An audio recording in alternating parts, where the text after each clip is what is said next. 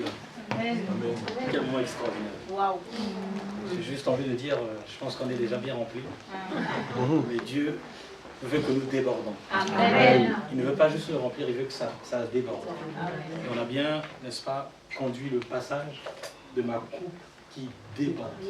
Elle n'est pas juste remplie, mais elle déborde. Ça veut dire que déborder, ça veut dire que la provision est bien plus que le besoin. Ça veut dire que la provision de Dieu va au-delà de notre besoin. C'est vraiment symbolique pour dire que Dieu donne toujours au-delà. Si moi je peux donner 1 pour 1, n'est-ce pas, parce que la sœur ou le frère me demande 1 euro et que je serai capable de lui donner 1 euro, mais ce n'est pas la même chose avec Dieu. Dieu n'est pas limité à notre besoin. Au contraire, c'est à nous de prendre en fonction de sa provision. Amen. Que Dieu bénisse tout un chacun. Amen. Que Dieu bénisse l'Assemblée de l'Éternel. Et déjà, le fait d'être là est déjà une grande bénédiction. Amen. Je vais m'aller bien au-delà. Si il n'y avait même pas le message de ce matin, on avait dit qu'effectivement on a terminé, on est parti. Vous êtes déjà bénis. Amen. Le simple fait d'avoir mis pied dans la maison de l'Éternel, il y a déjà une bénédiction immesurable. Déjà le simple fait d'être dans sa présence. Qu'il ne se passe à rien. Qu'il n'y ait même pas, n'est-ce pas, une parole de connaissance comme quelqu'un s'y attend. Mais sois certain que tu es déjà béni. Amen. Le ce pourquoi, n'est-ce pas, tu es venu, tu l'as déjà reçu par Dieu. Amen. On va prendre le message de ce matin. Un message toujours fantastique. Et je pense que on sera bénis ce matin. Amen. Et ceux qui sont en ligne, j'espère que vous m'entendez bien. Qui croit? Oui, très bien, merci. Qui croit? Là, je vous parle à tout un chacun, individuellement. J'aime bien faire ce petit contrôle ou ce petit test. Non pas pour se culpabiliser, non, au contraire, pour en demander encore plus. Parce qu'on peut être dans une zone de confort, on se dit, écoute, c'est bon, je suis arrivé, alors qu'il y a bien plus qu'il y a à apprendre. Et donc j'aime bien ce petit contrôle à titre personnel. Et aussi, je vais vous demander comme ça, il n'y a pas de piège. C'est est-ce que, depuis que vous êtes venu à l'église, il y a eu quelque chose qui a changé, quelque chose qui a évolué? Je ne sais pas si c'est la même chose pour tout un chacun. Ça veut tout simplement dire que c'est cette nourriture dont nous avons besoin. Amen. Quand tu sens que je suis en train de grandir, que quelque chose est en train de se passer, sans forcément pouvoir l'expliquer, sans forcément pouvoir le verbaliser. Souvent on se dit, écoute, comment je peux l'exprimer, comment je peux... Simplement même dans cet état, ça veut dire que tu es gagnant. Ça veut dire que tu es au bon endroit. Ça veut dire qu'il y a encore plus à apprendre. Amen. Sans plus tarder, on va prendre mon message de ce matin.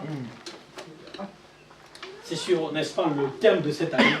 Et j'aimerais inviter tout un chacun d'avoir ce thème derrière. Parce que si Dieu donne une direction, comme Bénédicte pouvait dire dans son message, de suivre des panneaux, n'est-ce pas? Elle parlait, n'est-ce pas, des panneaux de signalisation, des panneaux de direction, n'est-ce pas, pour ceux qui conduisent, comme elle a su l'énumérer pour avoir une vision, pour avoir une idée de ce que Dieu nous attend. Ça veut dire que dans son thème, dans sa direction qu'il a donnée à chacun, n'est-ce pas, il nous conduit. N'est-ce pas? Il nous conduit. Ça veut dire que quand on quitte La Rochelle pour Poitiers, ça ne veut pas dire que la seule pancarte qu'on lit, c'est Poitiers. Il y a des petites routes, il y a à gauche, il y a virer à droite, il y a le petit village à gauche, le petit village à droite. Mais pourtant, tout ça, c'est dans le but d'arriver à Poitiers. Amen. Ça veut dire que dans tout le long, n'est-ce pas, de notre onction supérieure qui est la destinée, qui est déjà le départ, ça veut dire qu'au durant, n'est-ce pas, cette année, durant les jours, durant les mois, on va aller sur des petites routes. Il y aura des directions que Dieu va nous donner sans pourtant perdre la direction finale. Amen. Amen. Et donc c'est important de toujours se rappeler que Seigneur, c'est notre direction, c'est mon thème, parce qu'au ciel, on n'a pas besoin d'onction supérieure. Au ciel, n'est-ce pas, on n'a pas besoin d'une onction, parce qu'il n'y a pas de défi. Si nous avons besoin d'onction, ça veut dire qu'il y a un défi. C'est-à-dire que, n'est-ce pas, il y a un obstacle. Voilà pourquoi nous avons besoin d'une direction de la part de l'Éternel. Amen. Amen. Et donc, mon message va se baser sur Genèse chapitre 1. c'est l'un de mes passages les plus marquants de ma vie. Je pense que c'est le passage qui a changé beaucoup de choses dans ma marche chrétienne. Genèse chapitre 1. Un passage tellement riche en vie, en révélation. En tout cas, c'est l'un de mes passages préférés. Genèse chapitre 1. Et toutefois, quand je vais sur ce passage-là, il y a quelque chose qui bouillonne en moi quand je lis ce passage. Juste le premier mot, il y a quelque chose qui se passe en moi. Genèse chapitre 1. On commence. Eh oui. On commence par quelque chose. Ce passage a vraiment forgé ma marche et continue toujours. C'est l'un de mes passages préférés. Et chaque matin, j'aime bien le réciter au commencement. J'aime bien chaque matin, quand je commence ma journée, je suis au commencement de cette journée. Au commencement de ce mois. Au commencement, n'est-ce pas, de tout ce que je vais entreprendre aujourd'hui. Et c'est un passage qui m'a énormément fortifié. Et, n'est-ce pas, je pense qu'on va être encore fortifié ce matin. De cette façon, on va découvrir quelque chose, une autre facette de tout simplement au commencement. On va aller dans la révélation que Dieu a pour nous. Amen.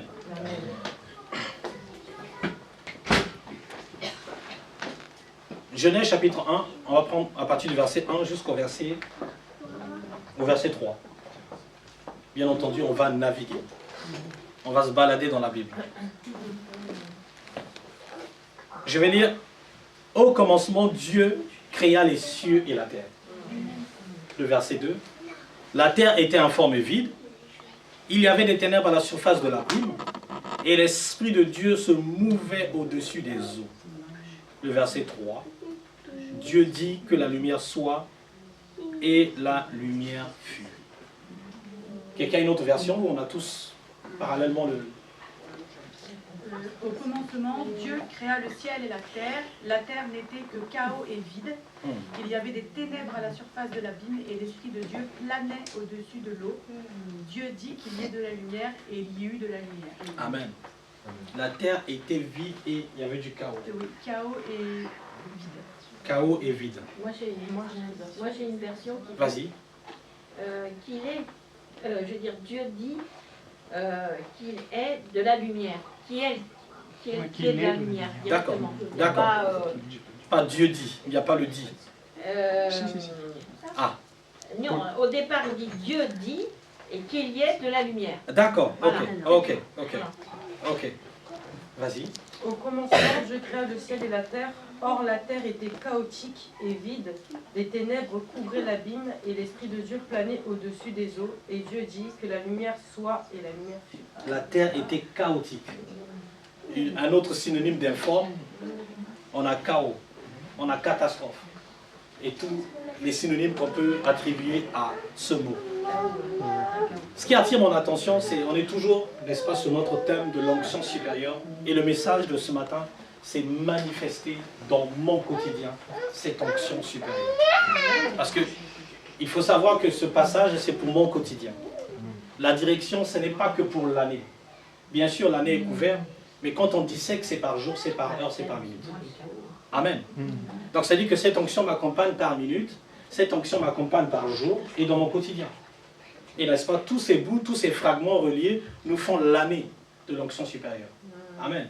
Donc l'idée générale, c'est de l'année, mais dans le quotidien, on est appliqué, on l'applique, on le vit, on l'expérimente, on le manifeste. Amen. Et donc, ce matin, c'est manifester cette onction dans mon quotidien. Cette onction supérieure, n'est-ce pas, dans mon jour, dans ma vie, dans ma marche. Et quelque chose qui est formidable, on dit au commencement, Dieu créa les cieux et la terre. C'est tellement fascinant parce qu'il n'y a rien qui est fait au hasard. Il n'y a rien qui prend Dieu par surprise. Voilà pourquoi le pasteur voulait dire que cette année, nous ne voulons pas être surpris. Non pas parce qu'on est capable d'être surpris, parce que rien n'est surprenant de la part de Dieu. Donc ça veut dire que si rien n'est surprenant de la part de Dieu, Dieu peut nous souffler les choses aussi pour ne pas être surpris.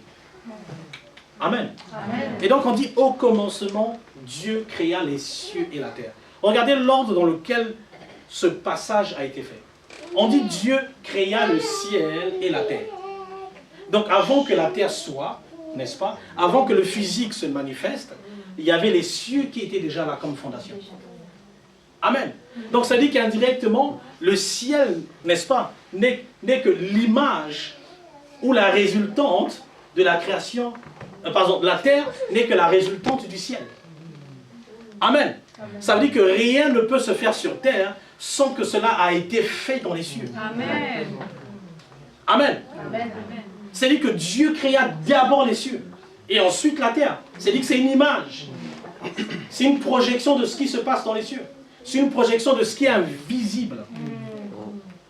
N'est-ce pas?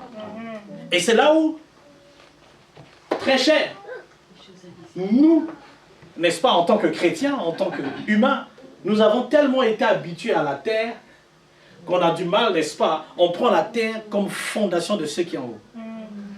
Je répète, nous avons tellement été habitués, n'est-ce pas, aux choses sensibles, aux choses visibles, aux choses tangibles de nos sens, qu'on se dit que c'est la terre qui est la fondation de ce qui est en haut. Alors qu'on nous dit que Dieu créa d'abord les cieux, ensuite la terre. Donc ça veut dire que ce qui doit se manifester sur la terre doit d'abord être possédé, doit d'abord être conscient de ce qui s'est déjà passé dans les cieux. Amen. Ça veut dire que si aujourd'hui, n'est-ce pas, nous sommes assis là, ça veut dire que quelque part dans les cieux, cela avait déjà été préparé. C'était tout simplement à toi et moi d'aller prendre ce qui est déjà fait. Le ciel, n'est-ce pas, ne fait pas en fonction de ce qui se passe aujourd'hui, non. C'est la terre, c'est le jour qui se manifeste en fonction de ce qui est déjà fait. Est-ce qu'on se suit? Amen. Et donc Dieu au commencement créa les cieux et la terre dans son intelligence. Parce qu'il savait qu'un jour, un prégma devait être là, devait marcher en fonction de ce qui se passe là. Devait se dire, mais Seigneur, comment je peux atteindre, comment je peux faire, mais je regarde. Non. Le but n'est pas de regarder en fonction de la terre. Le but est de prendre ce qui est des cieux pour amener sur terre. Amen. Voilà pourquoi Christ, la Bible nous dit que Dieu a envoyé son Fils. Il n'a pas dit que son Fils est né de la terre. Non. C'était, n'est-ce pas, que son Fils soit venu d'en haut pour venir briser ce qui est d'en bas. Pour venir affecter ce qui est de la terre. Est-ce qu'on se suit? Amen. Le verset 2. La terre était chaotique. La terre était informe. La terre n'avait pas de forme. La terre était, en anglais on dit void. Ça n'a aucune logique. Amen. Amen. Et il dit, vide. Il y avait non seulement des ténèbres à la surface de l'abîme. C'était informe, chaotique. En plus de ça, il y avait des ténèbres. Une double peine. Une situation encore plus catastrophique. Mais on dit, et l'Esprit de Dieu se mouvait au-dessus des eaux. Vous voyez, on quitte de la création des cieux et de la terre, n'est-ce pas? On nous dit que la terre était informe et vide. On a fini de créer les cieux et la terre, on nous dit que la terre était chaotique et vide. Ça veut dire que, n'est-ce pas, la terre devait obligatoirement manifester ce qui était déjà fait dans les cieux. Amen.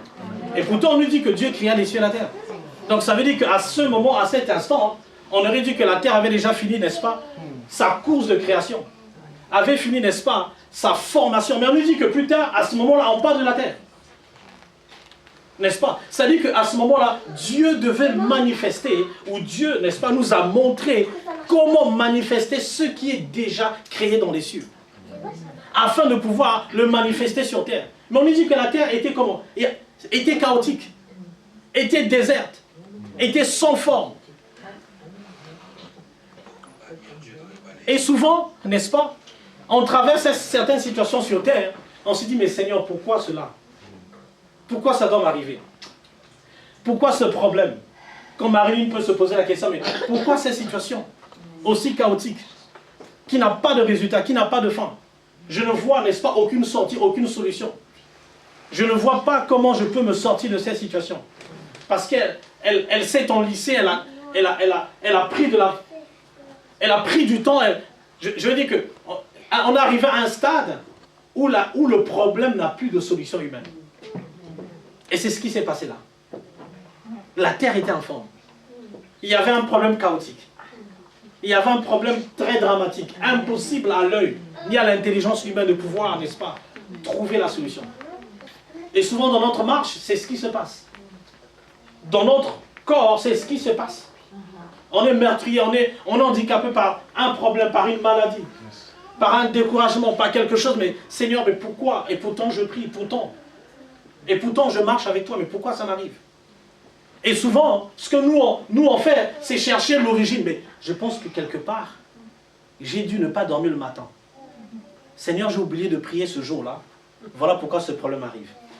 On est plus intéressé par la cause, n'est-ce pas, du problème, et non pas par la résultante, non pas par le produit final du problème. Bien aimé. On est plus intéressé, n'est-ce pas, par ce qui s'est passé.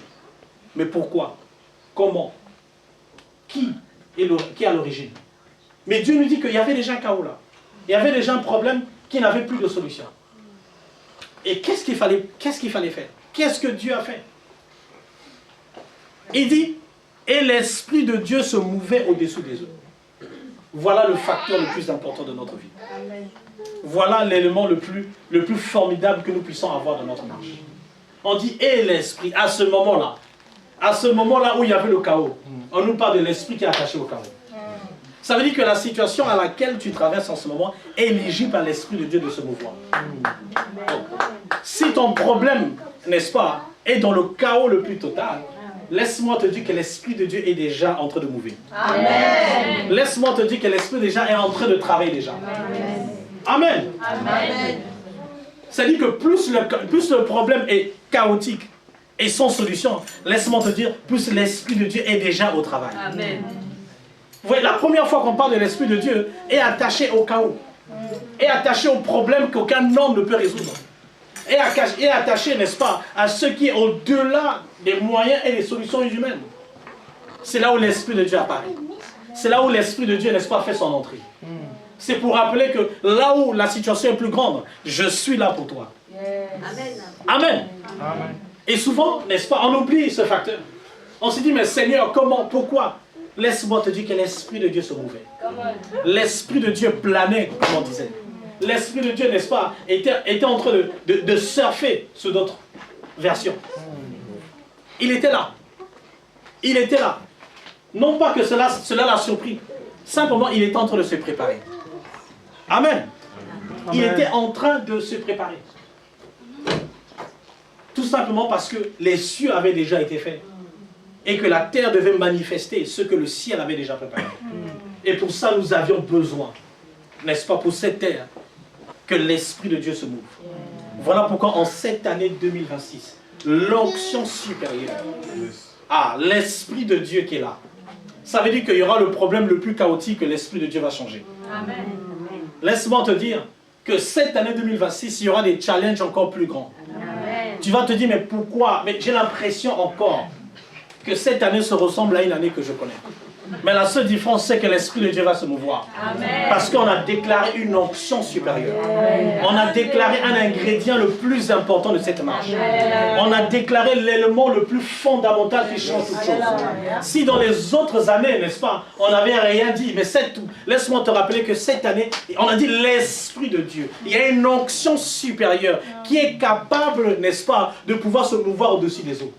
C'est-à-dire qu'il n'était pas affecté par ce qui se passe. Il n'était pas, n'est-ce pas, encerclé, il n'était pas emprisonné, non. Il surfait. Il était là, il observait, il se préparait. Il est en train, n'est-ce pas, de pouvoir, comment on utilise il y a un verbe qu'on a utilisé le dimanche dernier. Il est en train de mijoter. Qui se rappelle de ce verbe? Il est en train de mijoter. Amen. Amen. Et cette année, voilà le facteur clé de notre marche. Amen. Non pas en décembre 2026, mais chaque jour, à chaque instant, que le problème, que la situation va naître, va se présenter. Peu importe le comment. On ne nous a pas dit, n'est-ce pas, comment la terre était devenue forte. On n'a pas eu quelque part, on nous a dit, mais Seigneur, mais pourquoi? Explique-nous pourquoi la terre était forte. Tout simplement, n'est-ce pas, le problème, c'est la situation, n'est-ce pas, n'est pas le problème en tant que tel, mais c'est Dieu qui intervient. Amen. Et donc, arrête de te focaliser sur le pourquoi, le comment de la chose. Laisse-moi te rappeler, il y a une onction supérieure en cette année. Yes. Oh, il y a une onction supérieure en ce mois de janvier. Il y a une onction supérieure pour ton lundi demain. Ta semaine sera déjà bénie. Il y a déjà une onction supérieure. Voilà pourquoi je veux t'inviter en ce mois, en cette année, en cette marche, de ne pas te focaliser sur le problème. De ne pas regarder à comment le problème est. À ne pas observer, mais il est trop informe, il est trop chaotique. Que puis-je faire? Que dois-je faire? Non. Laisse-moi te dire, n'est-ce pas, qu'il y a l'Esprit de Dieu qui se mouvait au-dessus des autres. Qui se mouvait au-dessus des autres. Il y a une onction supérieure qui se mouvait au-dessus de ce problème. Il y a une onction supérieure qui avait déjà pris le monopole de ta semaine au nom de Jésus. Amen. Amen.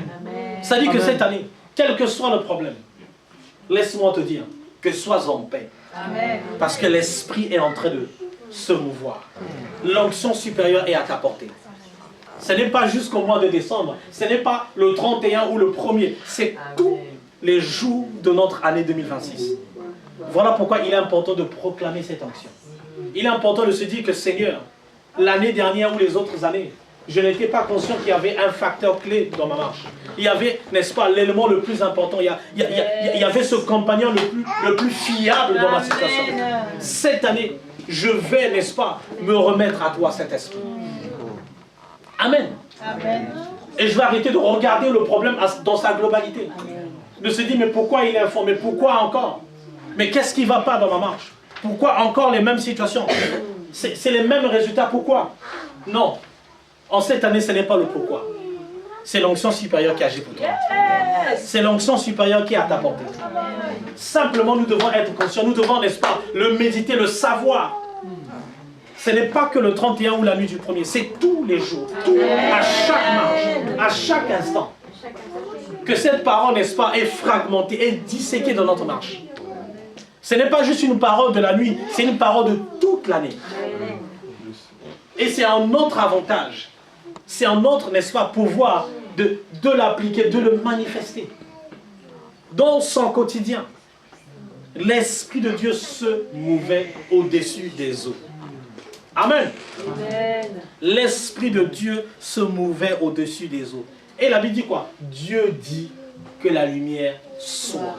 Vous voyez que l'Esprit de Dieu était déjà préparé. L'atmosphère était déjà conviée, que tout simplement Dieu a parlé. Amen. Dieu, n'est-ce pas, ne sait pas taire ou ne sait pas tu. Tu t'es? Ne sais pas tu. Ne sais pas tu.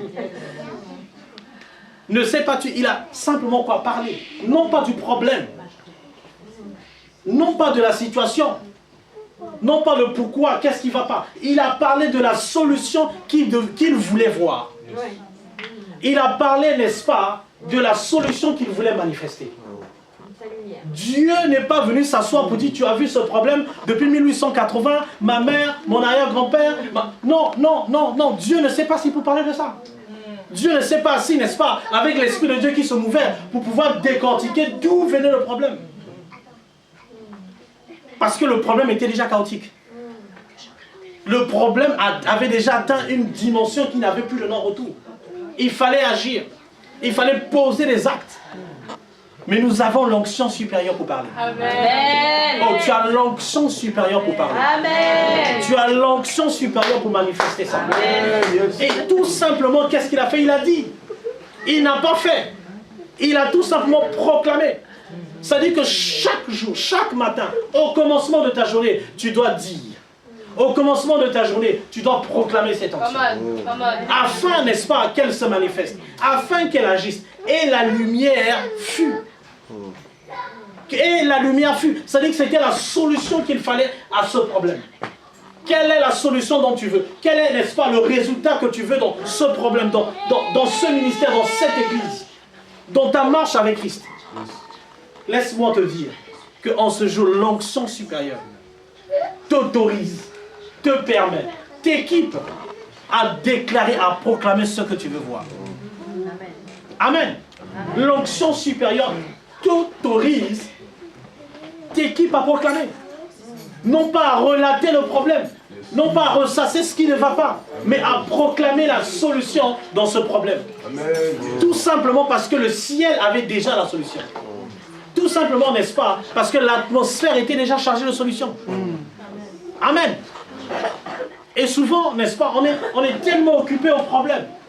Le problème nous prend tellement de place dans nos pensées, dans nos dires, dans notre langage. On est tellement, 90% de notre temps, nous avons équipé nos bouches à parler du problème. Amen. Mais très peu déclarer ce que nous voulons observer. Amen. Voilà pourquoi il est important. Il est capital, chers frères, de proclamer le problème. De proclamer la solution dans le problème. De proclamer ce que tu veux voir. Et non pas de s'étaler sur le problème. Ah, j'ai mal au pied. Ah, j'ai mal à la cuisse. Ah, cette douleur ne change pas. Depuis toujours, depuis lundi, depuis mardi, depuis des années. J'ai toujours la même situation. Non. En cette année, tu vas déclarer la solution. Quand le diable voudra te rappeler le problème, il voudra te dire, écoute, assieds-toi. Parle sur le problème. Tu vas dire, Seigneur, je déclare la solution. Amen. Seigneur, je déclare la guérison. Amen. Seigneur, je déclare que je vois cette lumière. Amen. Je déclare que mes finances sont bénies au nom de Jésus. Je déclare que ma maison est protégée au nom de Jésus. Amen. Voilà ce que l'onction supérieure nous oblige à pouvoir, n'est-ce pas, manifester. Amen. Amen. Amen. Et ça, c'est dans notre marche. Dans notre quotidien bien-aimé. Marcher, manifester l'onction supérieure. Et tout simplement être au courant, être conscient, n'est-ce pas, que le ciel est déjà en ta possession. Amen. Le ciel est déjà en ta faveur. Parce que Dieu avait déjà créé les cieux, ensuite la terre. Le problème n'était pas dans les cieux, le problème était sur terre. Parce que la terre était informe. Et il avait besoin, n'est-ce pas, de pouvoir manifester l'image de ce que Dieu avait déjà conçu dans le ciel. Et laisse-moi te dire que de Genèse, c'était le monde ou la terre que Dieu voulait. Mais quelle est la terre que tu veux créer, toi? Quelle est la terre que toi tu veux créer? Dieu nous a montré qu'il était capable de créer la terre qu'il voulait. Alors toi, quelle est la terre que tu veux créer? La terre que tu veux créer. Et Dieu l'a fait avec l'onction, avec l'Esprit de Dieu qui était là, qui était disponible. Non pas dans les cieux. Parce qu'une fois de plus, dans les cieux, on n'a pas besoin de l'Esprit de Dieu. L'Esprit de Dieu est venu dans les eaux. Et il était proche, n'est-ce pas, de ceux qui étaient informes, de ceux qui étaient chaotiques. Amen. Amen. Et ça, il est important de regarder. De regarder aux cieux. De regarder à ceux qui existent déjà au ciel. Est-ce qu'au ciel, il y a la maladie? Non. Donc, tu peux proclamer ta guérison. Amen. Si au ciel, il y a la solution, donc tu peux proclamer ta solution. Amen. Voilà pourquoi Dieu pouvait dire lumière soit, parce que la lumière était déjà présente dans les cieux. Yes. Parce que la lumière existait déjà dans les cieux. Amen. Parce que la lumière était déjà disponible dans les cieux. Voilà pourquoi il était tout simplement, n'est-ce pas, obligé de pouvoir appeler ce qui existait. Amen. Amen. Et c'est dans notre marche aussi. Le ciel a déjà tout ce dont tu as besoin pour ta journée. Le ciel a déjà tout ce dont tu as besoin pour ta santé. Le ciel a besoin de tout ce dont tu as besoin pour ta délivrance. Le ciel est déjà disponible. Et laisse-moi te dire que l'onction supérieure est encore là. Si les années précédentes, si le jour d'avant, on n'était pas conscient qu'il y avait un élément, n'est-ce pas? Il y avait quelque chose de formidable. Laisse-moi te rappeler qu'aujourd'hui, il y a l'onction supérieure. L'Esprit de Dieu était déjà en train de se mouvoir. Ou au-dessus des eaux. Il attendait tout simplement, n'est-ce pas, d'agir. Il attendait de se manifester. Il attendait, n'est-ce pas, de pouvoir glorifier ce qui existait déjà. Amen. Et ça, c'est dans notre marche. Souvent, le diable nous inhibe, n'est-ce pas, à être conscient de ce qui existe déjà. On pense que tout dépend de nous. Tout ne dépendait même pas de Dieu parce que Dieu avait déjà créé ce qu'il voulait. Parce que le ciel était déjà disponible. Dieu n'a pas fait quelque chose de plus grand de ce qu'il avait déjà créé. S'il a créé les cieux déjà et que la terre était informe, Dieu n'a pas créé la lumière. Dieu a tout simplement dit. Ça veut dire que s'il a dit, il existait. Il a vu quelque part. Il a dit, il n'a pas créé. Il n'a pas créé. Il y a une différence, n'est-ce pas? Au début, au commencement, Dieu créa, et ensuite, Dieu dit. C'est-à-dire que s'il a dit ce qu'il a vu. Exactement. Et dans les cieux, il y avait déjà la lumière. Voilà pourquoi il pouvait tout simplement dire. Il était conscient que le ciel avait déjà en provision tout ce dont il fallait pour trouver la solution dans cette terre chaotique. Amen. Et souvent, on cherche la solution où? Sur la terre. On est plus conscient de la solution sur la terre que de la solution dans les cieux. On est plus, n'est-ce pas, plus intelligent à regarder, à se dire, mais comment? Où est-ce que je peux aller prendre? D'abord, regarder dans les cieux. On va prendre un passage que Jésus nous a montré un bel exemple. Luc chapitre 9. Luc chapitre 9. Un très bel exemple de Jésus, humain, comme moi, avec toutes les problématiques, comme moi. Et Dieu merci que Jésus s'est fait chair. Parce que ça aurait été difficile de se dire, bah, Dieu, il a créé le ciel, bah oui, c'est Dieu, tout va bien pour lui. Mais Jésus, tout n'allait pas bien parce qu'il était sur terre comme moi. Il a vécu aussi l'hiver, les moins 10, moins 15. Il a vécu la neige aussi. Je ne sais pas si à l'époque il y avait le chauffage comme aujourd'hui. Il devait s'habiller en peau de bête qui réchauffait. Mais bon. Amen. Luc chapitre 9, le verset 16. Je vais lire. Et c'est Jésus. On nous dit, Jésus prit les 5 pains et les 2 poissons, et levant les yeux vers la terre. Le ciel. Bon, peut-être il y a la terre quelque part. Il n'y a pas. Il a levé les yeux vers où? Le ciel. Ce n'était pas anodin. Ce n'était pas pour faire beau. Ce n'était pas un rituel. Ce n'était pas une procédure, un protocole. Non. Tout simplement, il était au courant de ce qui s'est passé dans Genèse. La preuve, il était là. Ah. Il a levé les yeux non pas parce que c'est Jésus qui a l'habitude de le faire. Il n'a pas fait les choses par habitude. Il a fait les choses par révélation. Il nous a montré que, regardez, d'où vient ma provision? D'où vient le miracle? Il a levé les yeux vers la terre.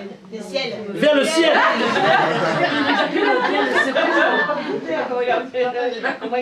Il a levé les yeux vers la terre. Vers le ciel.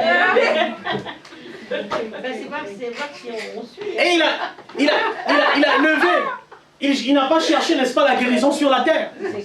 Il n'a pas cherché la solution la plus extraordinaire qui puisse être. Hein. En fait, il a levé les yeux au ciel pour que ça arrive sur la terre. Il a tout simplement manifesté ce qui était déjà dans les cieux. Son regard était dans les cieux. C'est-à-dire que quand le regard est dans les cieux, l'onction supérieure est déjà prête à agir. Et la Bible dit quoi? Il fait quoi? Il est béni. Puis il le remplit et les donna aux disciples. Il a tout simplement pris ce qui existait déjà. Ce qui était déjà disponible. Il nous a montré par révélation. Il a levé les yeux vers les cieux. Il n'a pas dit, bah, oh, on n'a que 5 pains. Et il y a plusieurs personnes à nourrir, près de 5000. Sans compter les femmes et les enfants. Et il y en avait encore des restes. Et nous, dans notre marche chrétienne, quand le problème arrive, notre premier regard est vers la terre. De se dire, ah, qu'est-ce que la Sœur Tatiana peut faire pour moi? Qu'est-ce que je peux faire demain? Qu'est-ce que le pasteur, bien entendu, peut faire pour moi? Amen. Jésus leva les yeux. Celui qui était au commencement leva les yeux vers les cieux. Même Jésus était dépendant du ciel. Jésus qui était plus conscient que toi et moi. Jésus a dit, n'est-ce pas, aux pharisiens, d'où est-ce qu'il venait? Il dit, avant que Abraham fût, je suis. Ah, on a trouvé le sorcier. Parce que ce n'est pas humain de savoir d'où je viens. Je suis incapable de dire d'où est-ce que je venais. Et encore être conscient de l'être. Donc Jésus était conscient d'où est-ce qu'il était, de ce qui se passait. Ensuite, n'est-ce pas, le processus humain de naissance, de bébé, mais il est conscient. Mais malgré ça, il était dépendant du ciel. Il n'était pas dépendant de son intelligence. Il n'était pas dépendant, n'est-ce pas, de qui il était. Quand bien même il était conscient de qui il était. Il était dépendant du ciel. Il était dépendant de la provision. Il était dépendant de la providence. Il n'était pas dépendant de son expérience parce qu'il priait beaucoup. Là, c'est son royaume. Ou encore parce qu'il était saint, il était sans péché. Hein. Parce que c'est son royaume. Parce qu'il... Parce que c'est son royaume. Oui, parce qu'il était conscient de ce royaume déjà. De son royaume, oui. Autant que toi et moi, nous devons être conscients de ce royaume. Amen. Nous devons être conscients de ce royaume. Il a dit que je vous ai rassemblés, je vous ai, n'est-ce pas, racheté à un prix. Vous êtes du ciel. Éphésiens nous le dit. Et donc nous devons marcher avec nos regards braqués vers le ciel. Amen. Jésus leva les yeux. Il a tout simplement montré l'exemple le plus extraordinaire devant une situation, devant un problème. Devant le chaos. Quelle est la conduite à suivre? Et malgré nous, on est tellement habitués à la terre qu'on a du mal à voir au ciel. On se dit, ah, le ciel, il en manque. Le ciel, je ne pense pas que j'ai ma guérison au ciel. Je pense que peut-être sur terre, je peux en trouver. Ah, mes finances, je pense que... Ah, le ciel. Et là quand on le dit, on va te dire, tu es trop religieux. On te dit, tu es trop religieux, tu n'es pas réaliste. Sois un peu réaliste. Sois un peu réaliste. Tu es trop religieux, le ciel c'est beau, mais Dieu nous a donné. Il faut faire. Mais Jésus, qu'est-ce qu'il a fait? Ou peut-être que ce livre, c'est un conte. C'est une histoire de fiction pour faire dormir les enfants. Et pourtant, quand tu vas le dire que mon regard au ciel, on va dire que tu es trop religieux. Sois un peu sur terre. On vit sur terre. On n'est pas dans les cieux. Quand on ira dans les cieux, on va faire comme au ciel. Et pour l'instant, faisons comme sur terre. Oui, cette mentalité qui est humaine, qui est normale. Mais ce n'est pas la mentalité du ciel. Ce n'est pas la mentalité du ciel. On vit déjà sur terre comme si on était déjà au ciel. On vit déjà le ciel sur terre comme si nous étions déjà. On n'est pas dissociés. On n'est pas, n'est-ce pas, ce n'est pas une étape 1 et puis étape 2. Non. C'est la même chose qui est les représentations sur terre. Si je suis au ciel déjà, que la Bible dit, je dois manifester ce ciel sur terre. Je dois marcher, n'est-ce pas, sur terre comme si j'étais déjà au ciel. Ça paraît religieux. On va dire à Marie, oh, voilà, elle rêve. Oh Dieu, oh le ciel et puis quoi. Et donc, réveille-toi Anne-Marie. Tu dors trop, tu es trop religieuse. Le jeune dit TTS, très très spirituel. Ah, TT? TTS. Ah oui. TTS. Vous voyez? On se dit, bah non, tu es trop religieux, tu n'es pas rationnel, regarde la terre, regarde tout ce qui se passe. Vis sur terre, sinon tu risques de manquer. Mais Jésus a levé les yeux. Hein. Jésus a levé les yeux dans les cieux. Jésus a posé l'acte de lever les yeux. Jésus qui était saint, qui n'a pas péché. Ça peut arriver hier. Je me suis réveillé, je n'ai pas prié, mais Jésus ne manquait pas à sa prière. En tout cas. Amen. Alléluia. Ou pendant que moi je priais, j'étais en train de bâiller, Jésus ne lui bâillait pas. Juste pour montrer que les choses même les plus minimes, Christ était assidu. Christ était assidu. Ce que moi je ne peux pas. Mais pourtant lui, il a regardé, il a levé les yeux au ciel. On n'a pas dit, bah oui, tu es trop religieux. Mais Pierre, n'est-ce pas, si vous, je vous invite vraiment à lire cette belle histoire. Qui sont venus, ils sont venus dire, mais comment on va faire? Comment ça va se passer? N'est-ce pas? Il est important de marcher dans l'onction supérieure qui est déjà disponible. Ça veut dire que quand Jésus a levé les yeux au ciel, il s'est rappelé de Genèse, quand il y avait le problème chaotique et que l'Esprit de Dieu se mouvait et que Dieu a dit lumière soit. Il a tout simplement appliqué ce qui s'était déjà passé. Il a vu ce jour-là parce qu'il était là au commencement. Il a vu comment son Père Dieu a agi en fonction de ce qui était disponible au ciel. Il a dit je vais faire pareil. Voilà pourquoi Jésus pouvait dire je fais ce que j'ai vu le Père faire. Amen. Je fais ce que j'ai vu le Père faire. Et si nous faisons ce que nous avons vu Jésus faire sur terre.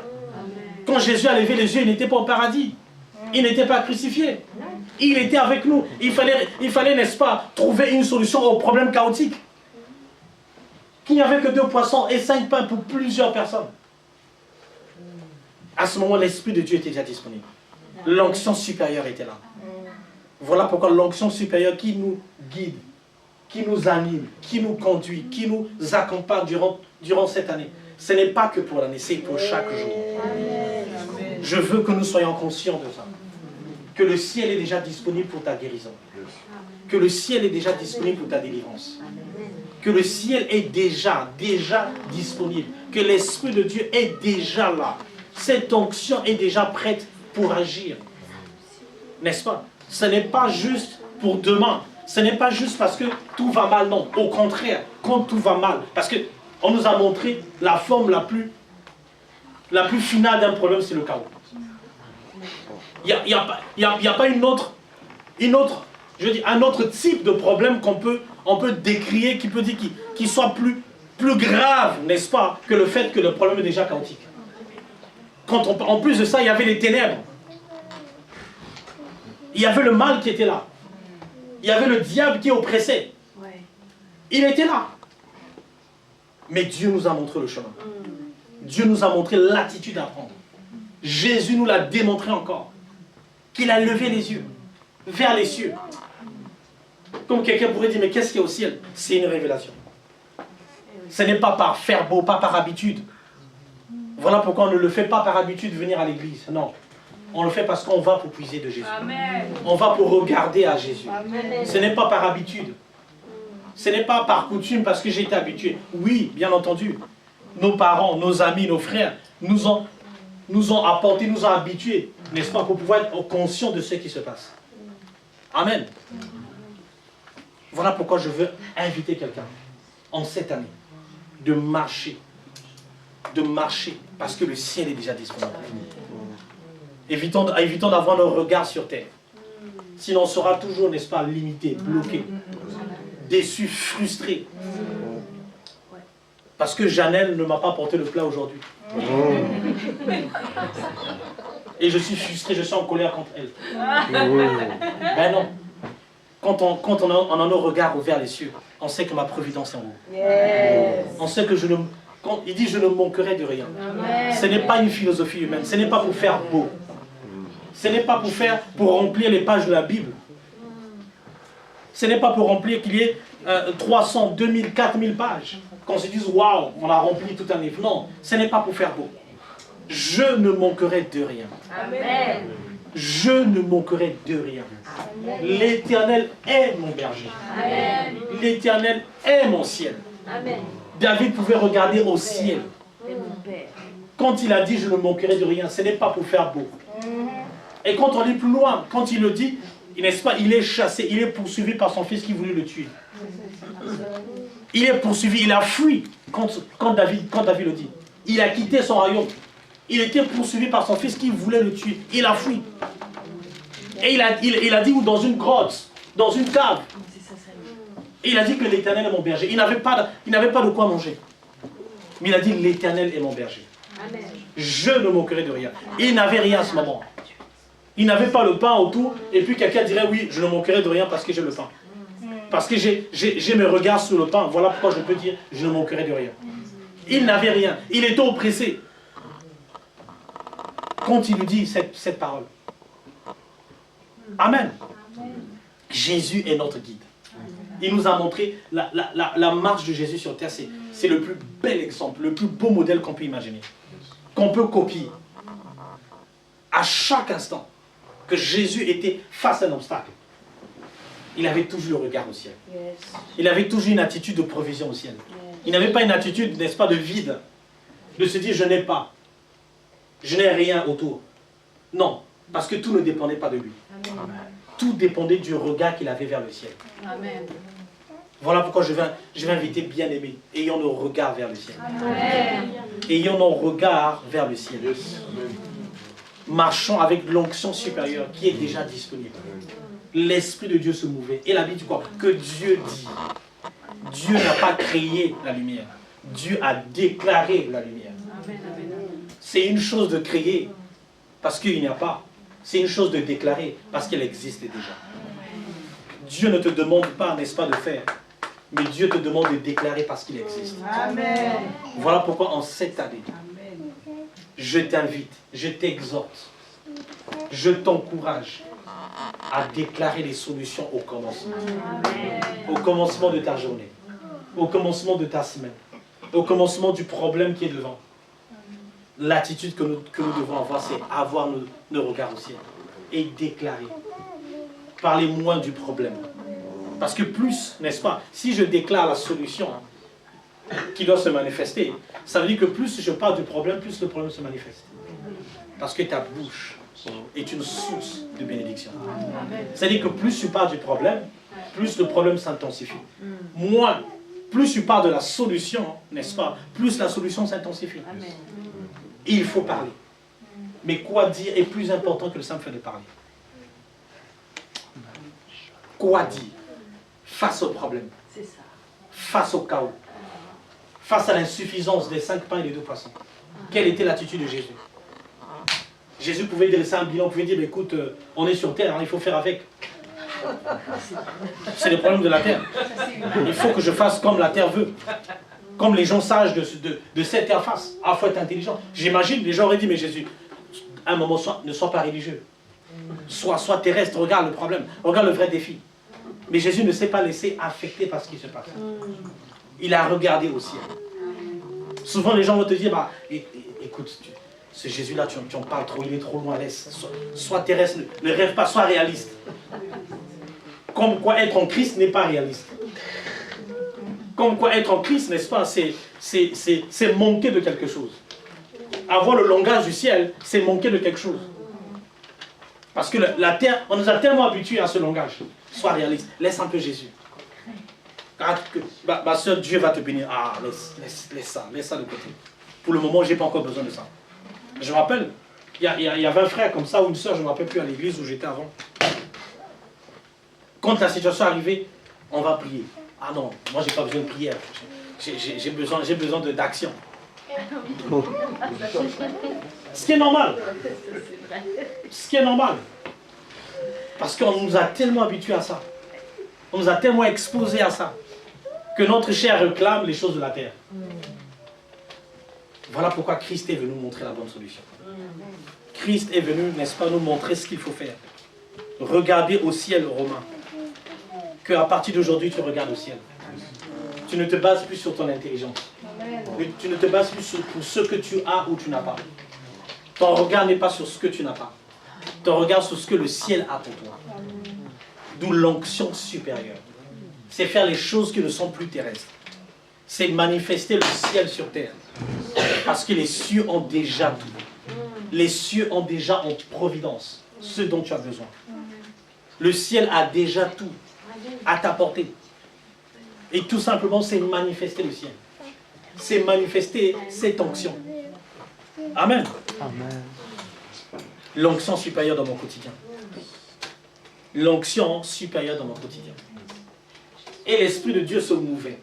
Et quand je faisais mes recherches, n'est-ce pas, je me suis rendu compte que l'Esprit de Dieu, on va aller. On va aller dans Luc chapitre 1. Luc chapitre 1, pour clôturer. Luc chapitre 1. On va prendre à partir du verset 35.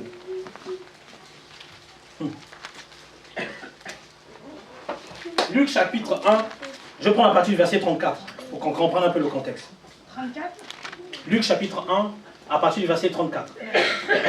Marie dit à l'ange, « Comment cela se fera-t-il, puisque je ne connais point d'homme ?» L'ange dit à Anastasia, ou Marie, ou Anastasia dit à l'ange, « Mais Seigneur, comment ce problème va être décroché si je n'ai pas les finances ?» C'est fort. Marilyn dira, mais comment je peux écouter, comment je peux manifester la gloire de Dieu si j'ai un handicap, si je suis malade? Je pense que tout un chacun s'est déjà posé cette question. Tout un chacun, je suis le premier qui lève la main. Hein. Ne vous inquiétez pas, je suis là témoin. Comment cela peut se faire? Seigneur, tu as dit. Comment? Il a dit à l'ange, comment? Comment cette situation peut être décomptée si je n'ai pas de travail, si je n'ai pas de revenus, si je n'ai pas la guérison? Comment? J'ai un mal, j'ai une douleur, j'ai une dette. Comment? Tu veux me parler de l'onction supérieure, pasteur? Comment? Alors que j'ai du mal à prier le matin. J'ai du mal à finir même Même un verset biblique, quand je lis. Dès que je lis un verset biblique, mes pensées sont déjà ailleurs sous la journée. Au fait, j'ai oublié de... Ah, laisse-moi finir. Et regardez la suite. Le verset 35. L'ange lui répondit. Le Saint-Esprit viendra. Il n'a pas dit, écoute, ton intelligence terrestre. Écoute, tu sais, il faut que tu ailles à tel endroit, je te donne le GPS, je te donne la localisation. Au fait, soyons réalistes. L'ange n'a pas dit, soyons réalistes. L'ange n'a pas dit, ah écoute, ne sois pas trop religieuse. Sois terrestre, Anne-Marie. Tu as trop le langage du ciel, tu as trop le langage de Dieu. Non, sois réaliste. Il y a des vrais challenges sur terre. Il y a des factures à payer. Il y a une douleur qui persiste. La douleur est là, sois réaliste.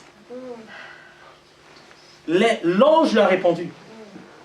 Le Saint-Esprit viendra sur toi. C'était la seule réponse. C'était ce dont elle avait besoin. Que le Saint-Esprit vienne sur elle. Et le verbe venir sur elle, ça a la même connotation. La même racine que se mouvait dans Genèse chapitre 1, le verset 2. Viendrait sur elle, c'est la même racine que le verbe mouver ou se mouver dans Genèse chapitre 1. L'Esprit de Dieu se mouvait autour des eaux. C'est la même chose que quand l'ange le dit, que l'Esprit de Dieu viendra se mouvoir autour de toi. Oh, l'Esprit de Dieu viendra, n'est-ce pas, mijoter autour de toi. Quand la situation deviendra plus critique, quand le problème sera chaotique, l'Esprit de Dieu sera disponible en ta faveur. L'Esprit de Dieu sera déjà là. L'onction supérieure va déjà se manifester en ta présence. C'est ce dont nous avions besoin. Alors c'est que Dieu a fécondé la terre. Dieu aurait fécondé la terre. Féconder la terre. Féconder, ça veut dire naître, faire naître. Féconder. Mettre sa semence. Oui. Oui, semence. Oui, un synonyme, oui. Oui. Ça peut être utilisé comme ça, oui. Oui. Féconder, Couvrir.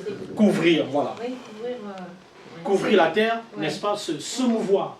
C'est la raison pour laquelle la création soupire après l'avènement des fils et des filles de Dieu. Amen. Amen. Et donc on a besoin de ça. On a besoin de grandir dans ça, dans cette année. J'ai besoin que tu marches dans cette onction supérieure. J'ai besoin que ton langage ne soit pas un langage de place. Un langage de contrainte. Un langage, mais je n'ai pas, je ne peux pas. On n'est pas à défaut déjà dans la négation. Ah, j'ai mal. Je suis incapable. Je suis fatigué. Amen. Notre langage doit être aussi un langage supérieur. Notre langage doit être affecté par l'onction supérieure. Notre langage doit être, n'est-ce pas, écrit par ce qui est en haut. Notre langage doit refléter ce qui est en haut. Afin de pouvoir manifester cette onction. Ce n'est pas seulement en décembre. Ce n'est pas pour faire beau que le pasteur a déclaré cette année. Ce n'est pas pour faire genre parce que toutes les églises le disent. Donc lui aussi, s'il ne le dit pas, il va paraître un faux pasteur. Comme quelqu'un dira, bah, toutes les églises l'ont dit, donc lui aussi il a dit non. Ce n'est pas pour faire beau que les églises le disent. C'est parce qu'il y a un message pour nous. Chaque église a son message parce que chaque membre a besoin de cette parole. Amen. Voilà pourquoi pour toi, en tant que membre de l'église, tu as besoin de cette onction supérieure. De la manifester au quotidien. Ce n'est pas juste en parole, ce n'est pas juste pour faire beau, c'est être conscient que Seigneur, je veux marcher, je décide, je prends le modèle de Christ afin de manifester cette onction dans ma vie. Et surtout déclarer, surtout parler. Tu as besoin de ta délivrance. Laisse-moi te dire que le ciel est déjà disponible. La délivrance n'est pas ailleurs, n'est pas sur terre. Elle est déjà disponible. La situation, la solution est déjà à ta portée de main. Ce n'est pas loin. Elle est proche, cette solution, mais elle est aussi où? Sur ta bouche. Qu'il faut proclamer. En cette année, on va moins se plaindre. Amen. On va moins se plaindre. On va moins se plaindre. On va plus déclarer les bénédictions de l'Éternel. On va plus déclarer la lumière. on va plus déclarer la lumière. Que Dieu vous bénisse. Amen.